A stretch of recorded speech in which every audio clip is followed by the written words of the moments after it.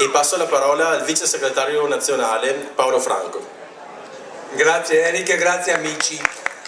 Brevemente, la Lega fa politica e quindi le proposte politiche della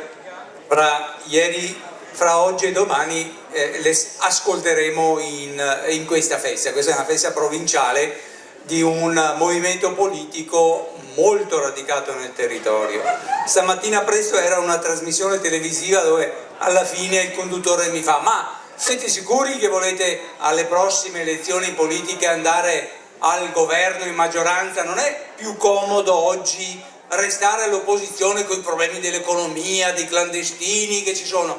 Ma no, siamo matti. La Lega vuole andare al governo perché deve, la prima cosa che facciamo è mettere le navi della Marina Militare Italiana in porto e non andare a prendere i clandestini sulla costa della Libia.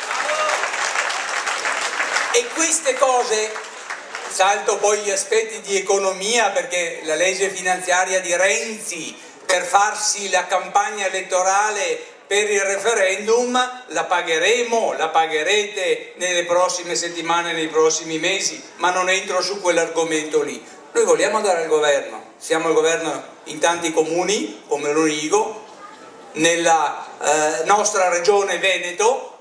Io credo che abbiamo un grandissimo governatore, abbiamo un grande segretario federale e quindi le nostre idee ci sono, che sono principalmente quella di smettere con questa demagogia schifosa dell'accoglienza a tutti i costi di clandestini che si trasformano in terroristi.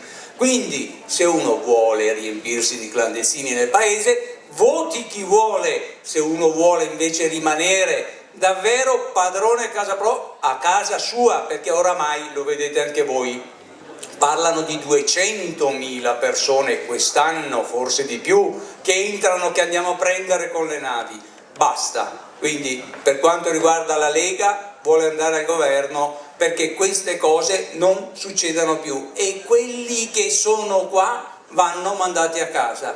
Guardate che vi hanno fatto una legge, quella che i minori non si possono respingere, questi qua sotto sotto fanno queste cose qua, che fa sì che a questo punto se vengono 20-30 milioni di minori dall'Africa, 50 milioni ce li dobbiamo tenere e quasi in sordina passano in Parlamento leggi di questo tipo e continuano a governare senza avere una maggioranza che sia stata eletta dai cittadini. Ricordiamoci, a breve si andrà a votare. Votiamo Lega Nord perché qualsiasi altro movimento politico, anche quelli che si ergono a difensori di chissà quale moralità, invece alla fine porta acqua al mulino della distruzione della nostra terra. Viva il Veneto, viva la Lega Nord!